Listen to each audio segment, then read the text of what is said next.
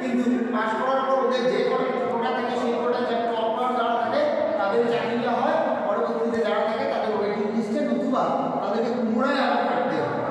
Same যারা যদি apprenticeship হচ্ছে খুব ন্যূনতম মজুরি নিয়ে ওই কোম্পানিতে কোনো পার্টিকুলার জবের উপর ট্রেনিং প্রোভাইড করা।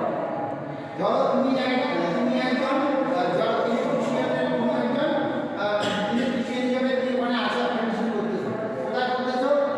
আগে বলে নেই অ্যাপ্রেন্টিসশিপ করলে কত টাকা স্যালারি? 7,000 থেকে 7,500 টাকা স্যালারি দিতে তোমাকে, খুব বেশি স্যালারি নয়।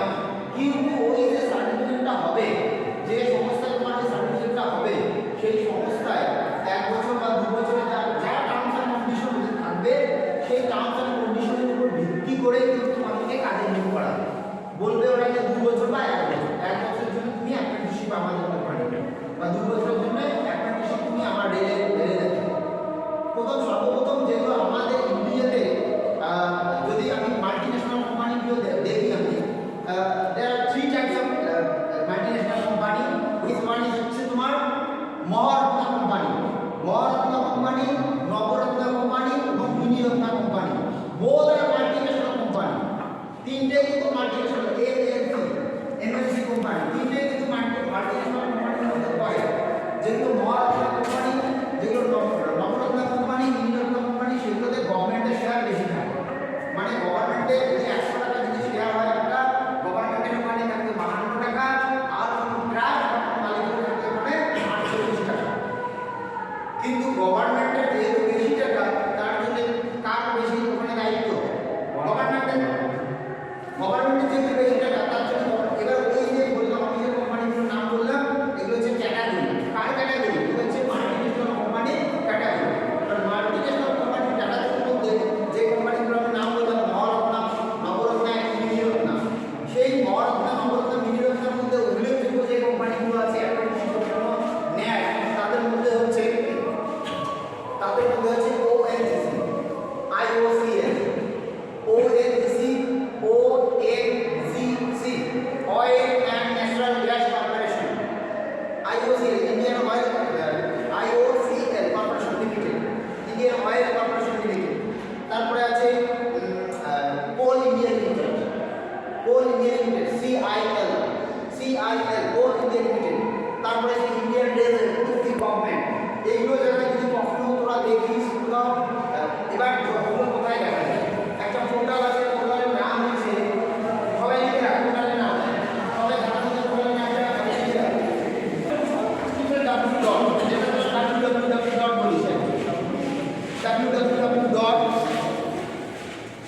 apprenticeship মানে small letter apprenticeship,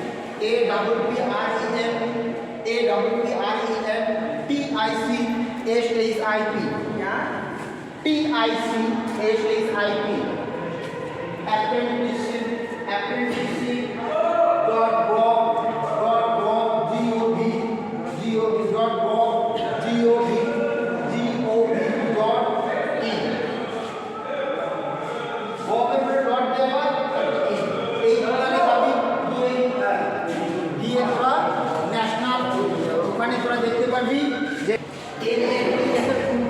national apprenticeship training scheme,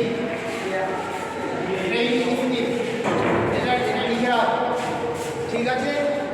এই অ্যাপ্রেন্টিসশিপ ট্রেনিং ওখানে যখন করবি, ওখানে দেখবি বিভিন্ন রেজিস্ট্রেশনের প্রসেস আছে। ন্যূনতম 40,000 টাকা হবে এবং extra allowances, family background support করা লাগে, সব IOCL করবে। পুরো IOCL এর ট্যাগ, IOCL এর জলের উপর, IOCL এর সব কিছু দিয়ে দেবে। মাল্টিন্যাশনাল কোম্পানি ITI করার পরে যদি কেউ যদি ওই কোম্পানিতে চাকরি যদি পায়, তাহলে হচ্ছে পুরো স্বপ্নের চাকরি। মানে কারিগরি শিক্ষা যদি ওগুলো হচ্ছে স্বপ্নের চাকরি। যেগুলো মহারত্না কোম্পানি, ইঞ্জিনিয়ার হয়ে যদি তুমি মানে ঢোকো, মহারত্না কোম্পানিতে যদি তুমি ইঞ্জিনিয়ার হয়ে ঢোকো, তোমার প্যাকেজ থাকবে, প্যাকেজ থাকবে 22 থেকে 25 লক্ষ টাকা। এটা তোমাদের ব্যাপার। তোমরা যদি এরপরে হায়ার স্টাডিজ কন্টিনিউ করতে চাও, এবার 22 থেকে 25 লক্ষ টাকা, সেটা হচ্ছে মহারত্না কোম্পানির ইঞ্জিনিয়ারের প্যাকেজ। তারপরে নবরত্না কোম্পানির ইঞ্জিনিয়ারের প্যাকেজ হচ্ছে 18 থেকে 22 লক্ষ টাকা। তারপরে মিনিরত্না কোম্পানির ইঞ্জিনিয়ারের প্যাকেজ হচ্ছে 12 থেকে 18 লক্ষ টাকা।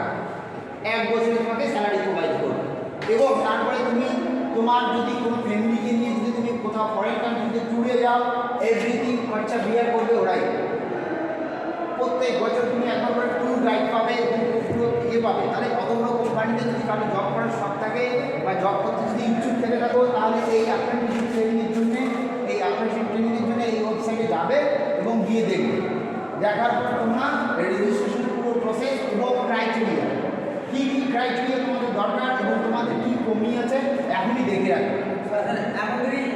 এখন থেকে প্রিপারেশন নাও তোমরা, কারণ যদি মাধ্যমিকে খারাপ হয়েই যেতে পারে, কারণ তখন আমরা সবাই ছোটো থাকি তো, খেলাধুলার মধ্যবর্তী থাকে, 2-4 জন ভালো স্টুডেন্ট বেরিয়ে যায়, বন্ধুবান্ধব তারা এখন ভালো জায়গায় আছে। বাট আমরাও ভালো জায়গায় পৌঁছাতে পারবো, কিন্তু আমাদের একটু লেট হবে, কিন্তু সেই লেটটা এখন করা যাবে না। মাধ্যমিকে যদি খারাপ হয়েছে কোনো ব্যাপার না, উচ্চ মাধ্যমিকেও যদি খারাপ হয়েছে কোনো ব্যাপার না, আইটিআই থেকে এখন ফোকাস করো তাড়াতাড়ি। আর যাদের মাধ্যমিকে মোটামুটি ভালো আছে, উচ্চ মাধ্যমিকেও ভালো আছে, তাদেরকেও বলবো আইটিআই থেকে ফোকাস করো, তাহলে টেকনিক্যাল চাকরিগুলো তার কাছে সহজে হবে। মাধ্যমিকে 65% নয়, আমি বলছি ওভারঅল 65%। মাধ্যমিকে তোমার 50% আছে, উচ্চ মাধ্যমিকে তোমার 50% আছে, ম্যাটার করবে না। হ্যাঁ, উচ্চ মাধ্যমিক তখনই ম্যাটার করবে যদি তোমার সায়েন্স মানে পিওর সায়েন্স মিনস তোমার বাংলা ইংরেজি কম্পালসরি ল্যাঙ্গুয়েজ গ্রুপের মধ্যে গেল, কিন্তু ফিজিক্স কেমিস্ট্রি ম্যাথ থাকতেই হবে, অপশনাল বায়োলজি থাকতে পারে, কম্পিউটারও থাকতে পারে। যে এরকম নিয়ে তোরা যারা এইচএস কমপ্লিট করেছিস তাদের জন্য ওটা ঠিক আছে, তাদের জন্য আইটিআই এবং এইচএস করলে যখন তখন কেউ